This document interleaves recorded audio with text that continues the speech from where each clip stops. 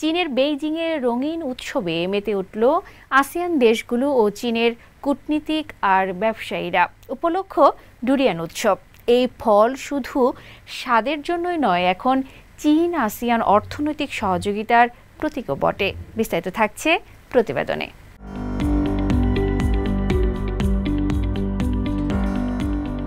দক্ষিণ পূর্ব এশিয়ার ফলের রাজা ডুরিয়ান এখন চীন আসিয়ান বাণিজ্যে নতুন সম্ভাবনার দরজা খুলে দিয়েছে।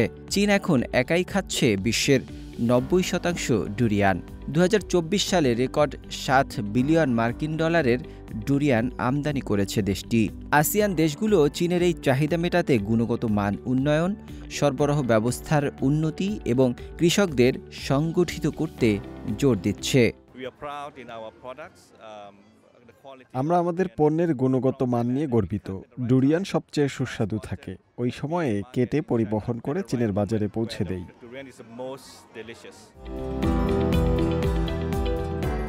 ইন্দোনেশিয়া তাদের ডুরিয়ানকে বিশেষ স্বাদের জন্য তুলে ধরছে।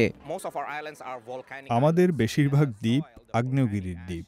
আগ্নেয় ছাই মিশে গেছে মাটিতে, যা ডুরিয়ানের গাছে এক বিশেষ স্বাদ যোগ করে, যা আগ্নেয়গিরি ছাড়া সহজে তৈরি করা যায় না।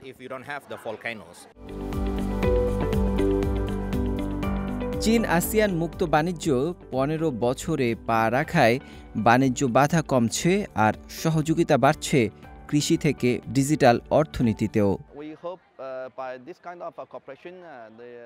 এ ধরনের সহযোগিতার মাধ্যমে শুধু কৃষিই নয়, চীন ও আসিয়ানের মানুষের মধ্যে সংযোগ আরও মজবুত হবে।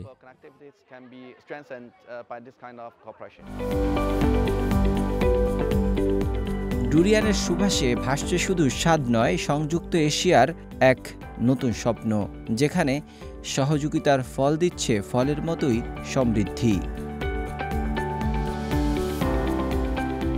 ডুরিয়ান বাণিজ্যের এই সাফল্য প্রমাণ করছে আঞ্চলিক সহযোগিতা শুধু অর্থনীতিকেই নয়, মানুষের মনকেও আরও কাছাকাছি আনতে পারে। নাজমুল হক রাইয়ান, সিএমজি বাংলা।